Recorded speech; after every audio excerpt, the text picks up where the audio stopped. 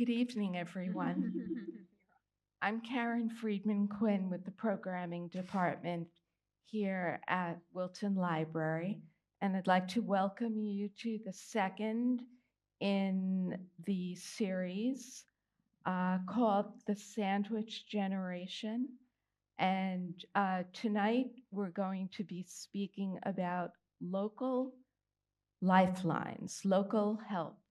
So it is specific to Wilton and surrounding area of about 5 or 10 miles at the most. And we have a panel of 3 local experts whom Paul Doyle, who's with Oasis Care Advisors, will introduce to you after I'm finished with this introduction. I'd like to let you all know that the Wilton Library will be introducing what's called a memory cafe here at the library on May 20th. A memory cafe, if you're not familiar with the term, is a place where people who are having cognitive impairment of some kind, dementia or Alzheimer's, can come to join a group of people who are in their same situation, along with caregivers. So it becomes a social group. It becomes an outing for people whose lives have become much smaller in scope since their diagnosis. And we are planning activities for the group. There will be refreshments, activities, and time for caregivers and the dementia patients to bond together, as well as bonding with other caregivers who are here. And hopefully it will serve as a resource where people who are on the same type of journey, whether as the person or as caregivers, can share hints, help, support with one another. So there's only one other of these types of groups currently in Fairfield County, and that's taking place up in Ridgefield. So we're very proud to be the first library that's actually going to be doing this in a library here in Fairfield County. Uh, this is something that is memory cafes have been in existence for about 25, 28 years. They started in the Netherlands and then spread throughout other countries in Europe. And then in the early 2000s, made their way to the United States. But even though they did make their way, there are very few of them that are around at this point. So I hope that when the announcement, the formal announcement comes out, that you, if you are a caretaker with someone who is on this journey, that you'll sign up with them and come to the Memory Cafe for a little lightheartedness and a pleasant hour. We're going to do this once a month, and you'll see plenty of publicity about this. You'll be able to call me directly to register. And the one thing you just have to keep in mind is that this is not a drop-off program. This is a program for the person and their caregiver. So I hope if you're not in a position to take advantage of this, that you'll tell some of your friends or people you know who may be able to benefit from this program. So with that, I'm going to turn it over to Paul Doyle, and he'll get the informational part of this program started. Thank you.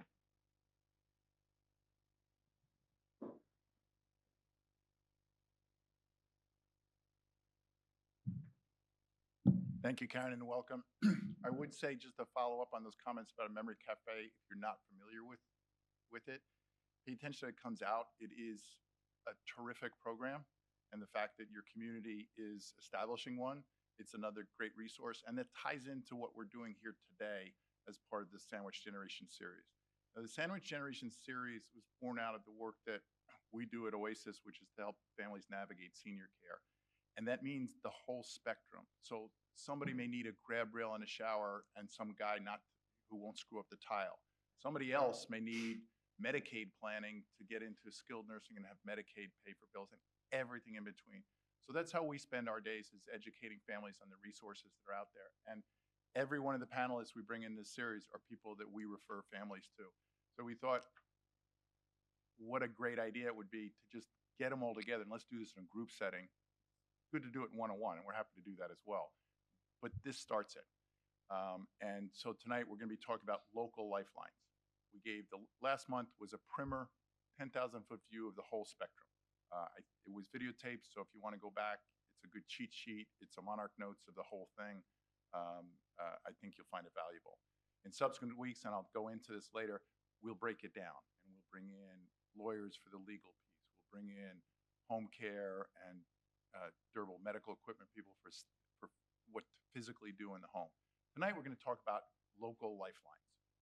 So these are resources that are available right here. Some have small membership fees, but a lot are paid for by federal and state monies, and these are programs that are there for you. What we're trying to do is expose everybody in the community to the resources that are available to them, and to get people talking. Okay, don't wait till a crisis. That's what you'll hear in every single one of these. Don't wait till a crisis. So remember who you hear speaking tonight. Keep them in your Rolodex. Reach out to them and go deeper into what you need. So with that, let me get started. On my far right is Lisa Roman, who has been on the board of Stay at Home in Wilton for 5 years and vice president for the last 4. Before becoming a board member, Lisa was a volunteer with the organization. And like many in the senior space, Lisa had a situation with her mom where she was introduced to the need for services and resources and became aware of Stay at Home in Wilton. She has a certificate from the Encore program at the University of Connecticut. To her, Lisa's left is Lauren Hughes. Lauren is a licensed clinical social worker with a master's degree in social work from Columbia University School of Social Work. Lauren initially worked for several years in hospital settings in New York City before taking time off to raise her kids and do volunteer work until the day her son got her driver's license and she applied for a part-time social work position at the Wilton Department of Social Services. That was 31 years ago. Old aging in place. Yeah. I love that. Lauren has been coordinator of social services and family programs for the Social Services Department since April of 1994. She also has a private therapy practice in Ridgefield. Lauren was instrumental in developing the Wilton Food Pantry and is involved in Medicare counseling throughout the year. Lauren has 2 adult children, 6 grandchildren, and when she is not at work, she spends time with her grandkids, gardening, and to Lauren's left is Katie Regan. And she has been a social worker in the social work field for over 20 years, specifically working with the senior and disabled population. She resides locally in Seymour with her 2 kids. Did you say 11? If my numbers changed now, it's not 10 and 12, we're 11 and 13. 11 and 13.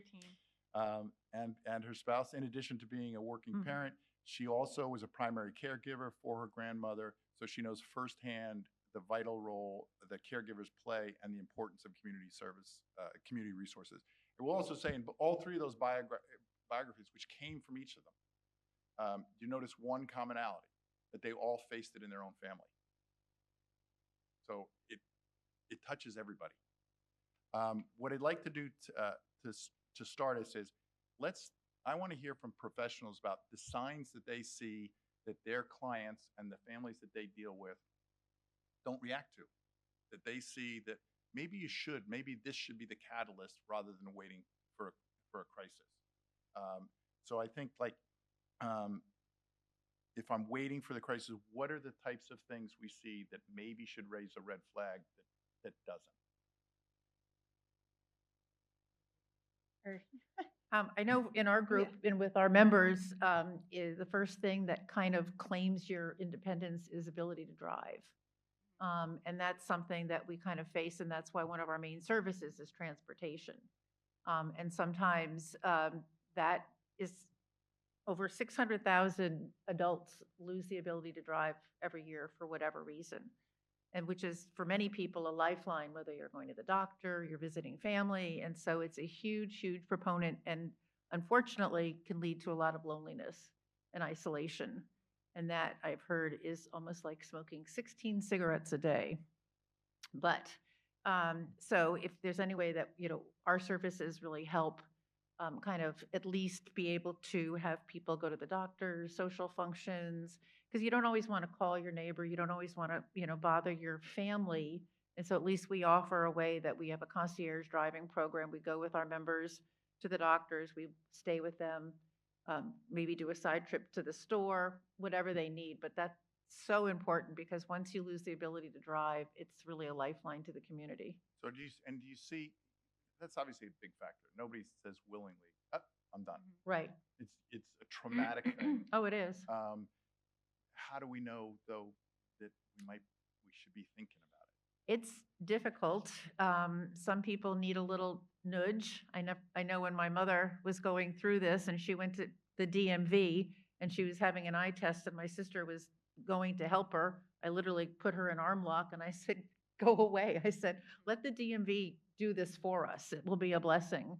And so that worked out, but it's little, unfortunately, we don't want that major accident. We don't want the major fall. We don't want any of that to happen. So it really does rely a little bit more on the family. We can see members and kind of, it's not really our job to do that, but we can recommend, and we would call the family, basically.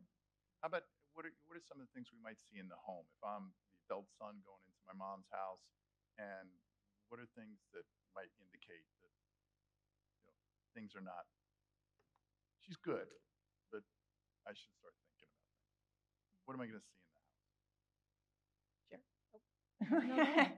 Sure. Hi, everyone. Good evening. I'm sorry, I forgot to put in my bio where I'm from. Actually, I was focused on my kids and my own role in caregiving. I work at Southwestern Connecticut Agency on Aging. Some of you may have heard of SWACA before. We're based in Bridgeport. We're a not-for-profit organization. We're state contractors, so I am not the state of Connecticut.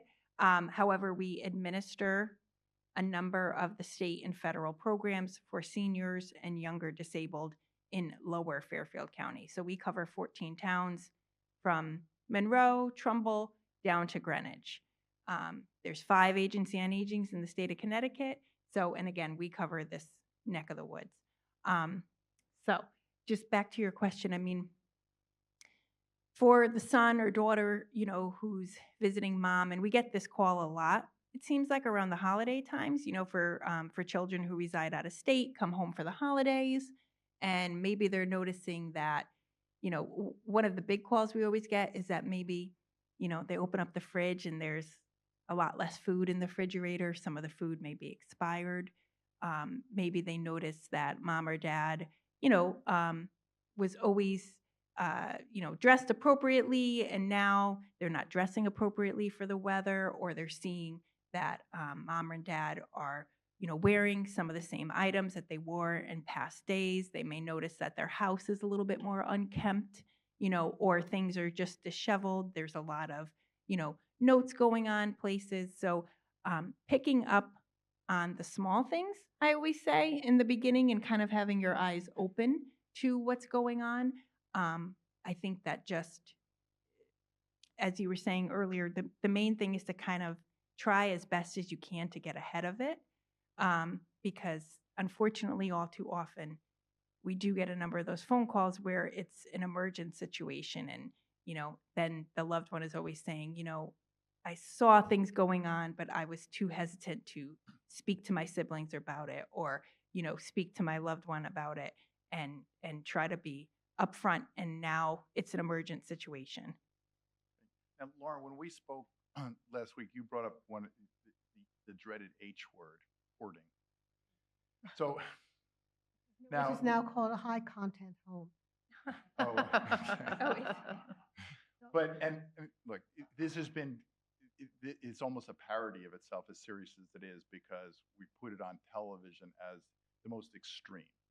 But that's not always what we're not looking for, the most extreme. So when you go into a home, where does your radar go on that we're either there or we're getting Just to there? be clear, social services department, we do not go into people's homes unless somebody calls and invites us to come and have a conversation with them.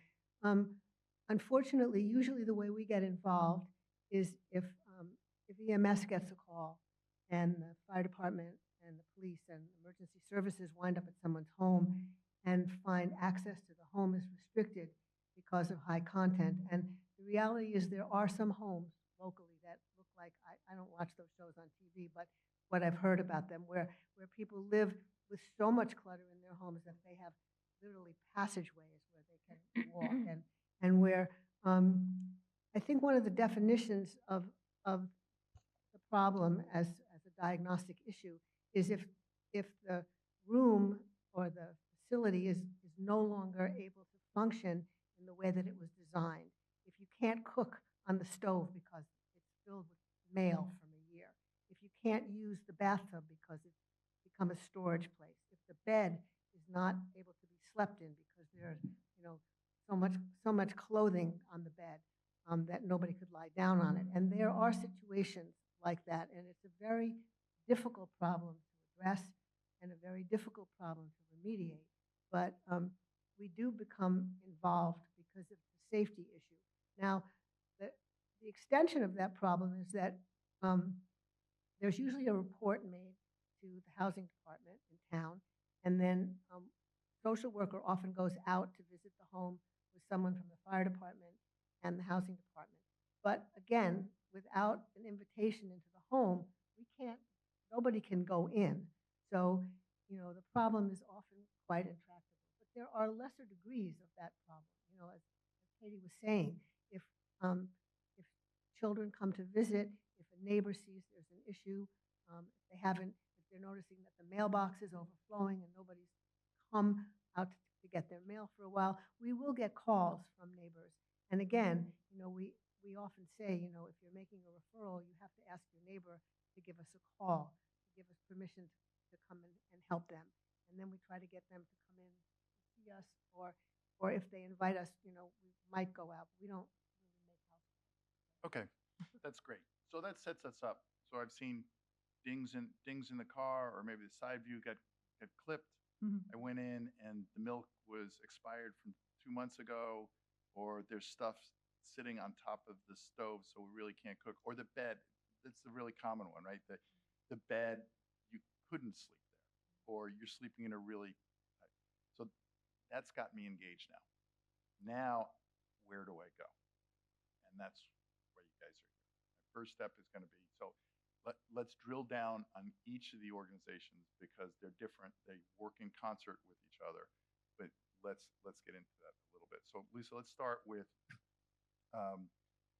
staying at home, because I think that's an interest we were discussing before. I think it's an interesting one because it might be the least reactive. That, this is like, Well, joining, yeah. it's joining a Joining a club with social service. fun club. Right. So tell us a little broadly about Okay. and touching on this. I'll make sure you touch on the points that jump off on me. Okay, I'm not sure if everyone is familiar with Stay at Home in Wilton. We are celebrating our 15th year here in Wilton, but we're part of a larger group. We're part of the Village to Village Network, which was started up in Boston in Beacon Hill, where a bunch of neighbors in a apartment building kind of relied on each other to help, and realized that the more help they had, the longer they could stay being independent and living in their own apartments. And out of that, it grew the village to village network. And now there are over, I'd say almost 300 villages between the United States and overseas. We have counterparts in Darien, New Canaan, Greenwich, and all in the area. So we handle Wilton. We've been here for 15 years. And our goal is to really help people, in small ways to be able to stay, in their home, stay engaged in the community, stay safe, but also connected. One of the statistics that I read is that basically 1 in 3 adults older than 65 live alone. And when that becomes 85, half of the population are living alone. And so, as I touched on before, loneliness can be a huge detriment to your health. And so what we do is we try to bridge that connection. And we have, not only do we have our driving program, which is really important, we have more social and more educational seminars. We've collaborated with the library on here on certain programs on how to fall. We just had our local political folks in talking about different things. We did a whole program at the Y talking about, how do we keep moving and staying fit? And we do have others planned. We've worked with the police department, the fire department, talking about scams, talking about finances, talking about anything that we think would be of interest, nutrition, cooking for one. How do I, navigate a store and looking at labels to stay healthy? And we're going to be doing one with the Humane Society, because as we're aging in our home, we're aging in our home with our pets, and that's another whole scenario. So we're addressing that too. And then the fun part is we do a lot. We have 2 of our members sitting here in the front row. Is we do have a lot of social. We just want to be connected. So we do an ice cream social in February. We're coming up with our 15th anniversary party at Ambler Farm. We do another program of barbecue in the summer, Thanksgiving potluck, Oktoberfest, and then we do a big holiday party. So it's a lot of staying connected with friends, talking, chatting, getting dressed up, getting out of the house. We'll do some trips, local trips to lunch. We have a men's breakfast at Orem's. We have a very active walking club. And so we try to do as much of that to get people engaged. But then on the other side, as we meet with people in transportation, if people do have issues in their home, we have call it a handyman or in-home services, just for little things, changing light bulbs, making sure there's batteries in your smoke detectors, small repair jobs, maybe moving furniture, moving some of those boxes or things around.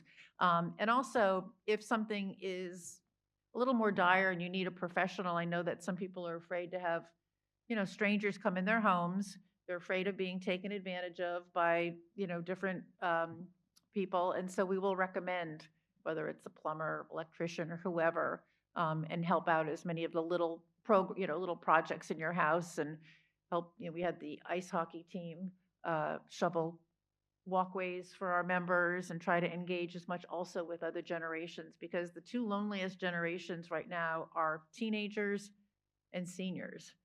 So we try to bring them together in different ways. And light errands, if people need help shopping, outside of going to the doctor, go to the pharmacy, really whatever that people would need, that they want to stay and can stay in their house, before it gets dire. At that point, then, as I said, if our drivers notice something or we notice something, because we will go in the house if asked, whether we're doing something, to help or carrying groceries, and we notice something, then we'll either call you or maybe start with a family member to say something is not right. And so that's kind of where we're like an entry kind of organization, but we're all about keeping people connected and engaged, both on the social sides and also keeping you connected through transportation, and then start looking at your house to make sure that it's going to be safe, and if you need some small repairs, and then can make some recommendations for some other repairs. But that's kind of where we kind of get people. And people will say, it's like, oh, I'm not old enough for your organization, but Actually, in Wilton, it's very cool because when you move to Wilton, you have the Newcomers Club. Remember, we all joined that many, many years ago. And then they have the Encore Club, which is another kind of social thing. So we're like that next step. So it's a nice progression because we have crossover members, both not as much the newcomers, but definitely the Encore and this stay at home. So it's just nice. And when people get together and they just want to sit and talk with other people, feel connected. And I love the little services are hugely important for keeping independence. Oh, The yeah, because the it, shoveling, the light bulb in the chandelier that's out, that the house has gotten dark. the exactly. Fire alarm battery is out or beeping, so Yep. it just disconnected it. And you talked about it's an entryway. It's an entryway to problems. Right, And- because you don't want any people going up on a ladder if they don't need to. You don't want anyone walking up a dark stair or an icy path. We also, one other important thing is we'll use some of our high schoolers is we also provide tech help, just kind of little things because everything is here. And one Yeah. thing that was interesting, I did a drive, one of our members to the doctor's office, and I get up there, and the first thing the receptionist did was hand him an iPad. And he kind of looked at me, and I looked at him, and I said, let me help you with that. So it's just helping with some of these things. Okay, so let me move on. So Lauren, I know you work out of Comstock. I know senior centers at Comstock, but I want to focus on social services because I don't think that a lot of people understand the resources that are offered within social services. So what are the most valuable services that you're offering the residents of Wilton? Well, I just want to say that primarily what we are offering is information and referral. When I get a call from a family member who is looking for help with housing or with care at home or with cleaning out the clutter, I get busy on the phone and tell them like who they can call to get help with those services. And I make a lot of referrals to the area agency on aging. But in-house, I think the most active help that we give is with Medicare and Medicaid. During the open enrollment season, we have a Choices volunteer who is with us 2 days a week, plus myself, and we help people check their enrollment to make sure that what they have currently will be the best for the next year. I help with a program here in October for people new to Medicare. Sorry, I'm never very good at this because I'm short and I'm not used to it. There's a program here in the library for people who are new to Medicare where someone from SWACA comes and explains all the ins and outs of the program, which are unfortunately very complicated. Shouldn't be, but they are. And from that program, all year long, I sit with people who are turning 65 and help them to enroll in Medicare. It's interesting how many people don't know that that's something that they really need to do. There was a time when people turned 65, they got retired, they went on Medicare, they got their Social Security. That's pretty much no longer the scenario. Many, many people are continuing to work and have coverage through their work, and they don't understand that they need to also enroll in Medicare and decline some of the services and enroll in some of the other services. Anyway, we help with all of that. And then there are also some programs in the state of Connecticut that help with paying for Medicare called the Medicare Savings Program. We help people enroll in that. We give people resources who need help with housing if they're no longer comfortable living in their home and they want to move to some senior communities. We have resources to help people get on waiting lists for those communities.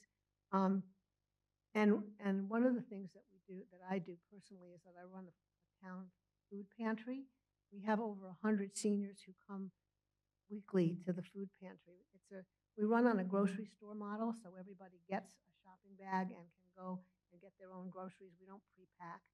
And the only thing you need to qualify is to be a resident in Wilton and to come and say that you have some food insecurity and you need help with food, and then you're qualified to shop.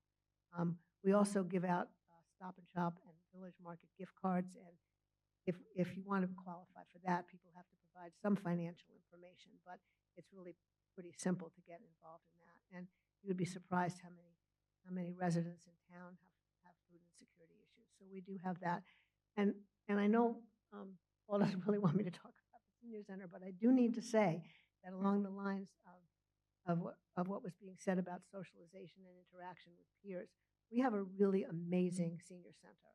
And it's program-based in that there are lots of activities. I left the senior center newsletter on the back, and there's a calendar inside. You can see all the stuff that goes on every day.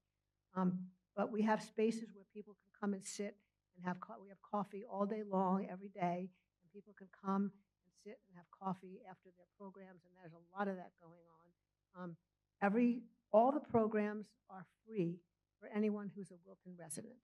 So, you can come and do yoga or Tai Chi or play bridge, or come and have lunch, and it's all paid for by it's all free to anybody who lives in Wilton. So, and sometimes people just need to call up because they need to talk about a situation that's going on in their family with a parent or with a child.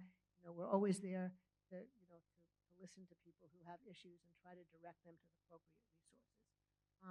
Aside from myself, who does the senior services, we have a counselor who does who's involved with youth services, and then we have someone who's the director of the senior center. We'll have a new senior center director on April 7th, and we have a relatively new director of our department, Stephanie Rowe, who was the senior center director for several years. So, and we have an amazing administrative manager, Debbie, who usually is the first person that you meet on the phone. Oh, you're telling me I'm not, sorry. Anyway, if you missed what I said, you can come and talk to me afterwards. Okay, I want to touch briefly though, because Lisa brought it up before. Transportation is a big piece. Oh, right. I Transportation left brochures on the back. We have a great dial-a-ride service that runs anywhere in town, Monday through Friday, 9 to 4. I believe it's $1 each way.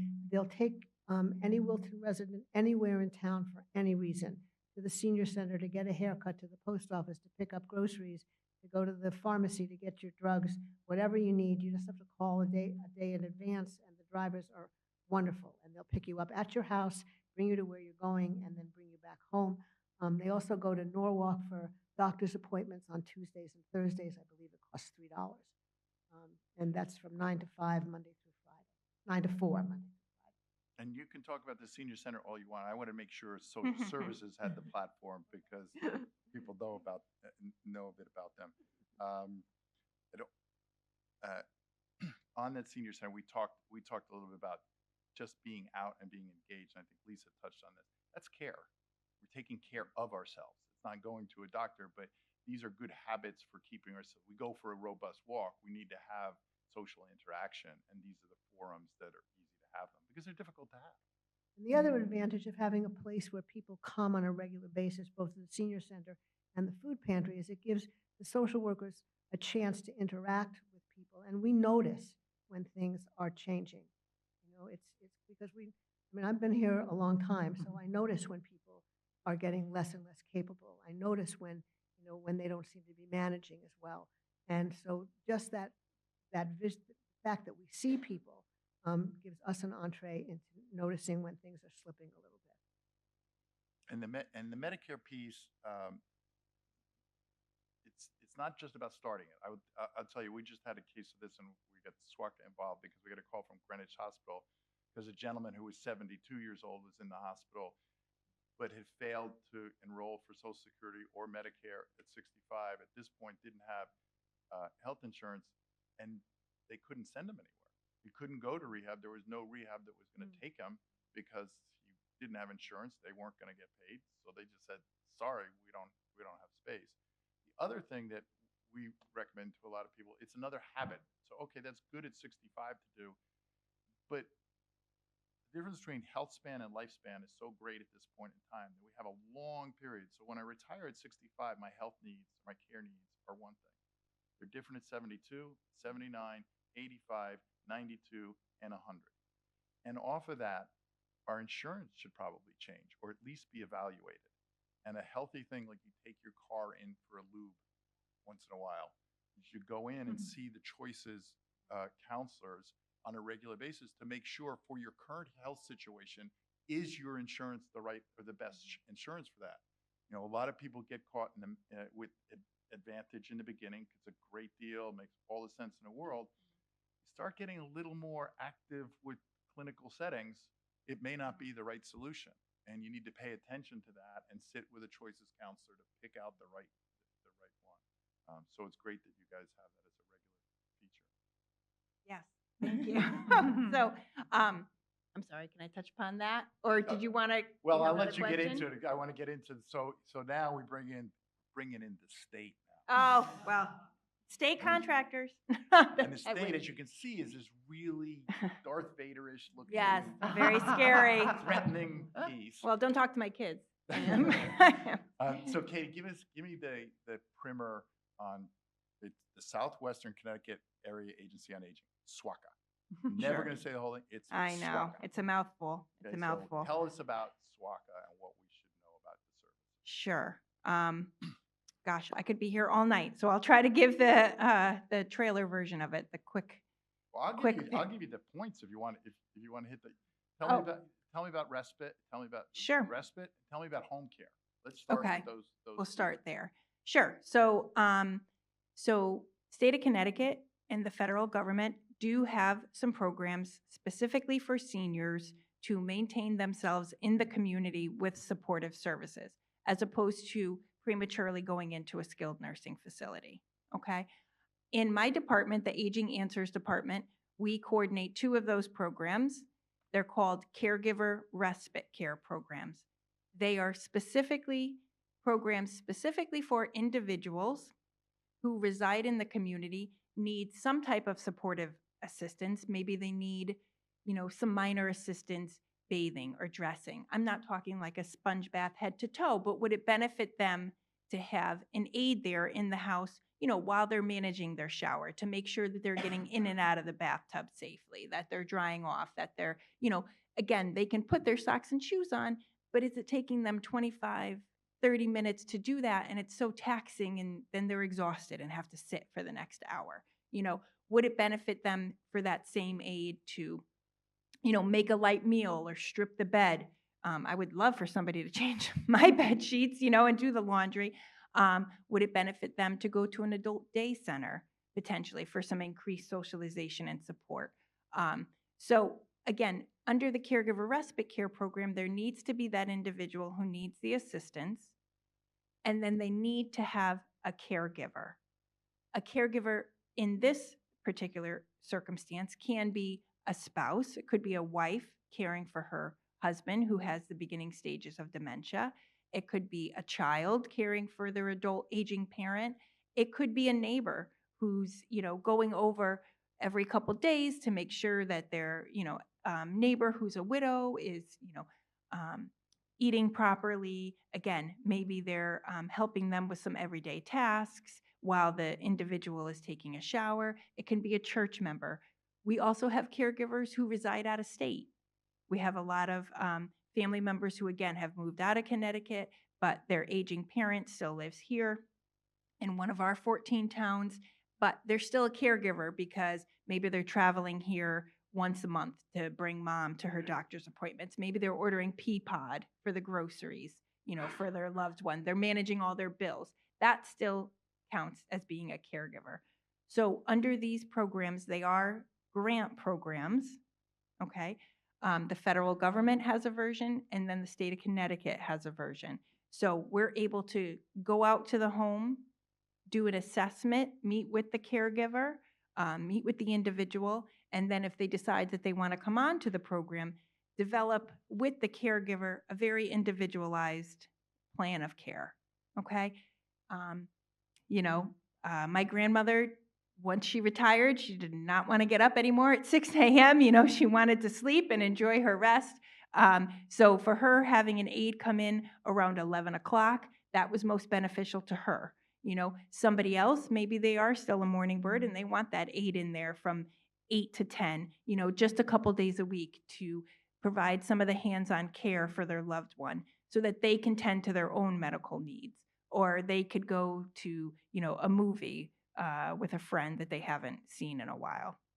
So the Caregiver Respite Care Program those programs are designed specifically really to relieve some of the stress, some of the potential burnout that a caregiver could be facing. Okay. These are grant programs. So when I say that, I always say these are kind of like essentially a stepping stone. Okay. These are smaller programs to kind of bridge the gap and to alleviate some of the stress until potentially someone can get on more larger based state programs. The state of Connecticut has a program called the Connecticut Home Care Program for Elders.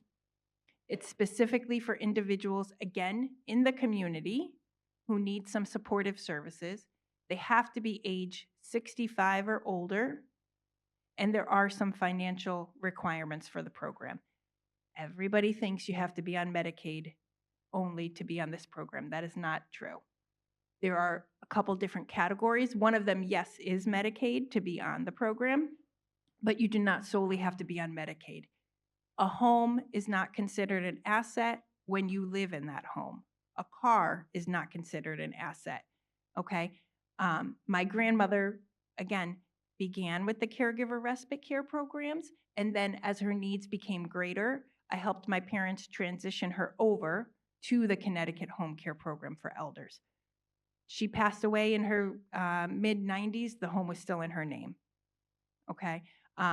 So she was able to get increased services from the Connecticut Home Care Program for Elders.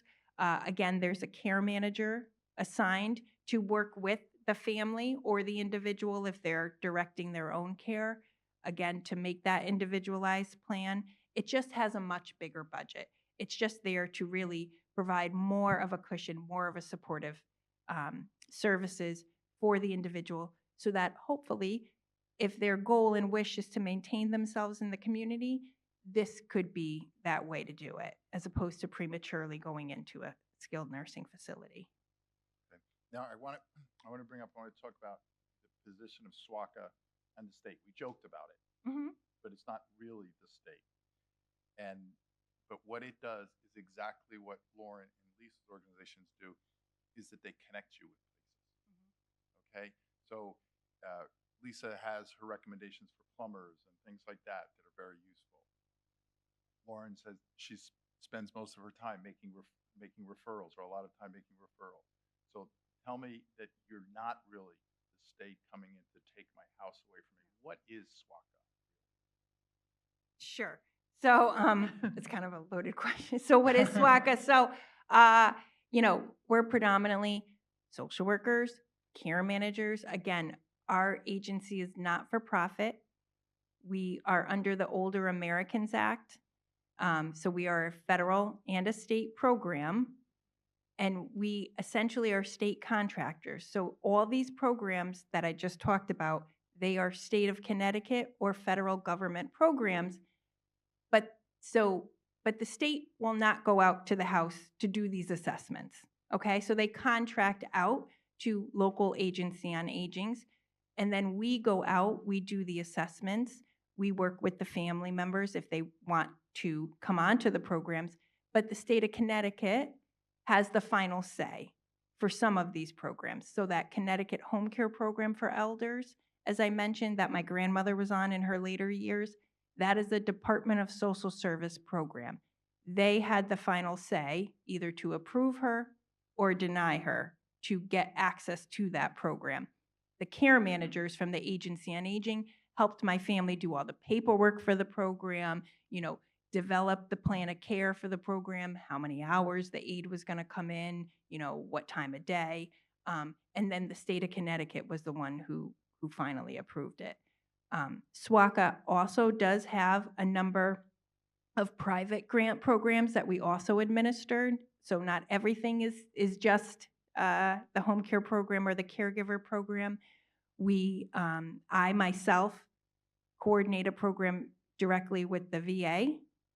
So I work with veterans who, again, are in the community, do not wish to go into skilled nursing facilities, but through the VA care are able to self-direct and hire their own aides.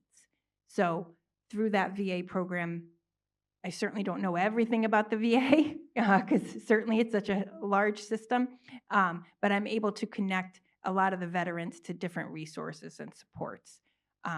We have some other private grant programs that we work with the Fairfield Community Foundation on. The list goes on and on. We do coordinate the Choices program, as you touched upon, in Lower Fairfield County. So, as you said, it's information and assistance. It's application assistance. It's helping those individuals navigate through the social service channels because, it's overwhelming. I'm not going to lie. There's a lot of paperwork sometimes for some of these programs, but we will sit down with you and go through the paperwork with you, make sure you have all the documentation so that hopefully when it gets submitted, it's clean and, approved. Can we, I just had a question. It's my understanding, and correct me if I'm wrong, that if I refer someone to you for the Connecticut Home Care Program for the elders, and you go out and do the interview and the assessment, and the state approves, then you have a contract with the home care agencies. Is that correct? You have a contract with the home care agency, and you hire them and send the people to the homes? I mean, the client isn't responsible for that piece. No, that's a great question. So SWACA, the Agency on Agings, do not hold the contract with the home care agencies. It is the state of Connecticut. Okay. So let's say ABC Home Care, I'm just making it up, applies to be a state home care agency. So we have to go through a list. I think there's close to 1,000 home care agencies in the state of Connecticut that are approved. But yes, you're correct. So once someone does become approved, if the family has a preferred home care agency and they're contracted by the state, we'll go to them first to see if they can meet the individual's needs. Otherwise, yes, we would identify and we would reach out to the home care agency. We would say, okay, Mrs. Smith is looking for Monday, Wednesday, Friday. She needs hands-on assistance. She would ideally like from 12 to 6. Yeah, we do all that. So the individual, we take that off their hands. So let's end with how I start with you. Okay, let's just go down the road, and you mentioned some paperwork. Who do I connect with to talk about your services, each of you? And what papers do I need to be prepared so I'm prepared for what could be asked of me coming down the road? Now, I know with some of these things there's volumes of paper, but what's the basic kit I need to dig out and have if I'm going to get going? So, Lisa, let's start with you. So how do I get involved with you? Okay, so let's start with that. We'll start with the training wheels. Yeah, we have a very simple membership application. It's online. We do have a dues. As I said, it's less than $1 a day, but all of our programs are free and all the social functions, the dinners, et cetera.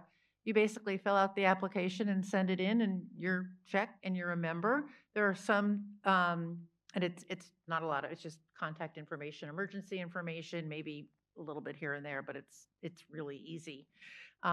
Sometimes we work with social services for scholarships for our organization, and then it would go through social services and they would approve the scholarship, and then the member would be approved. And once you're approved, we have a member director on our board that sits down with our members, goes through all of the programs, kind of onboarding, and just, kind of briefs everybody of what they need to do, or, if you want to do transportation, this is what you need to do, et cetera. A lot of our members, I will say, as to ease in the program, is that we do have a lot of, we're all volunteers. So a lot of people will come and volunteer and then see what's going on and then decide to be a member. So it's kind of another little backdoor way into it, but our paperwork is really quite simple. Good.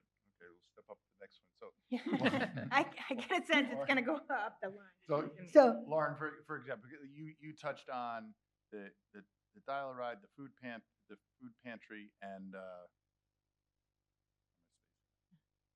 my senior moment. Yeah, the choices. So if I'm not going to come to you just in an emergency, or if I'm coming to you in an emergency, what should I have at the ready? So first of all, I want to say I have sort of business cards on the back table. We changed our our email from .org to .gov, so we don't have our new cards yet, but we sort of made some up, so they're back there. All you need to do is pick up the phone and call. And then, depending on what it is someone is asking for, I can get very specific with whoever it is on the phone, what you need to bring. If you're coming for, for Medicare, you need to have set up a My Social Security account. If you're coming to apply for the food pantry, you need to prove that you live in Wilton by bringing a piece of mail that has your address. And if you're applying for financial help, you need to bring some specific financial documents and meet with Stephanie Rowe, who is our director. And if you're applying for SNAP or Medicaid or Husky, there are other documents, and Trinity, who is our specialist with that, will enumerate what it is that you have to bring. We have a lot of we do a lot of help with energy assistance, and all of it's like very clearly written out, and we'll send you an email of what you need to bring for an appointment. It's all, we're not like as bad as the state. It's a lot easier. I also want to say that Trinity, the youth council, the youth specialist, they also have a once a month tech help program.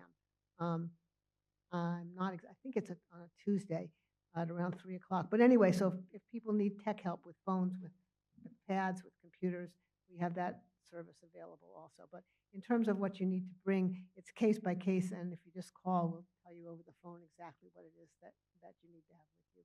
We try to keep all of that to very much to a minimum, because we're really interested. We're not interested in doing like reams of paper. We're interested in like getting you the help that you need. And a lot of this can be done online, so a lot of documents can now be like uploaded, and I'm not all that good with the tech, but Trinity's great. So Katie, don't tell me how big a backpack I need. No, But give me some no. of the what are the basics that we should at least know where they are? The documents. Sure. Well, I mean, not to be a parrot, but I mean, in our department as well, we try to guide people as best as they can. We do have access to a lot of state programs or databases. So with someone's permission, we can look up and verify their income, so they don't need to bring a bank statement. They don't need to bring certain documentation.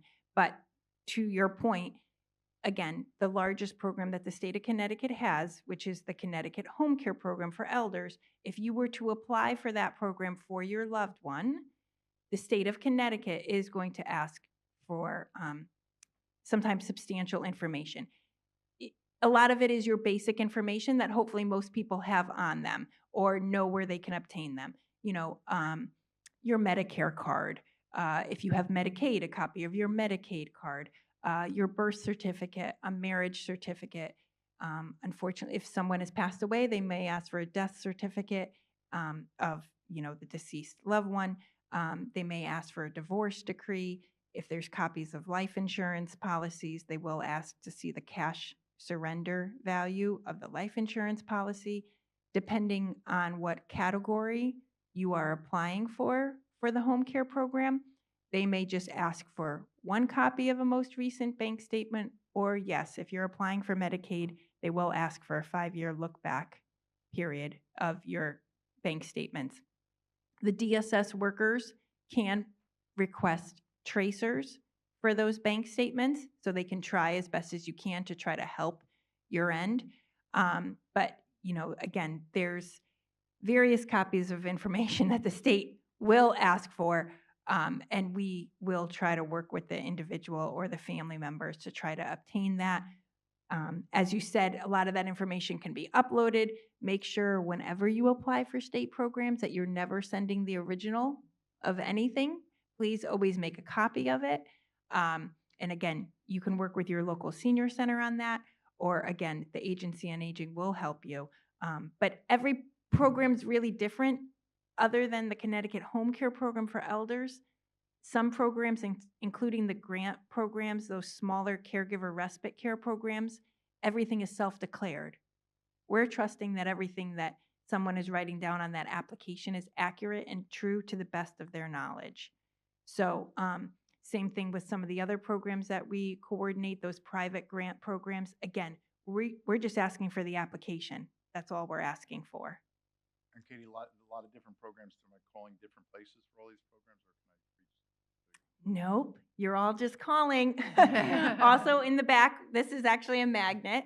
So it has our 1-800 number. This is actually a statewide number. So it's 1-800-994-9422. There's, again, these cute little purple magnets back there. It's also listed all over our brochure. I love this 1-800 number because, again, it's statewide. It goes on the prefix of the phone you are calling from. So, again, if you're in this neck of the woods, it would connect you to us in the Bridgeport office because we are your agency on aging. If your cousin is dealing with her aging mother in Hartford, let's say, it will connect you to the Hartford Agency on Aging. When my parents called it, we live in Seymour, it connected them to the New Haven office. Honestly, this is, if you remember nothing else from my presentation, please remember this number because it is information and assistance. We're not for profit. We're not going to try to sell you on any type of insurance, like same as the senior center here. We're just providing you the informed information so that you all can make the sound right decision for your best needs. Bill, thank you all very much. Appreciate it all. You've given us a lot of information tonight and hopefully open some doors. If anybody's got any questions, I'm sure they'd be happy to do them in public, or if you buttonhole them afterwards, I'm sure they can drill down. So.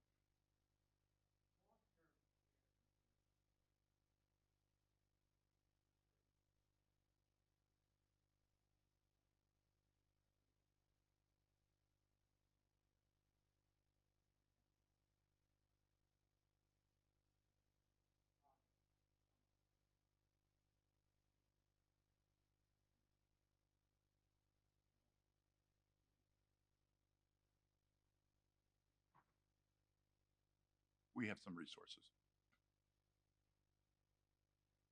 We have people who do that, who advocate within the long-term care. I don't think with the private insurance, none of these will.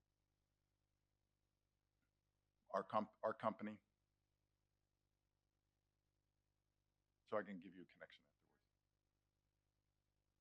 afterwards. We have materials in the back, and just take a card. So again, thank you all. I think this is great information. I would suggest two things. One is, now you know these contacts exist. Keep them in the back of your head or activate and engage with them and start the conversation. This is another tool that's in your belt. Mm-hmm. There are more tools coming. On April 24th, Staying Put, Care in the Home. That's the next session.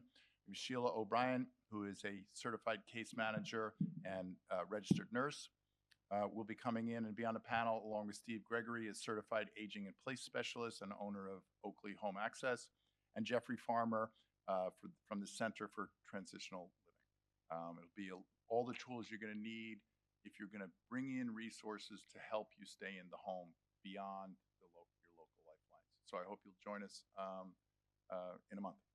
Thank you very much. Thank you.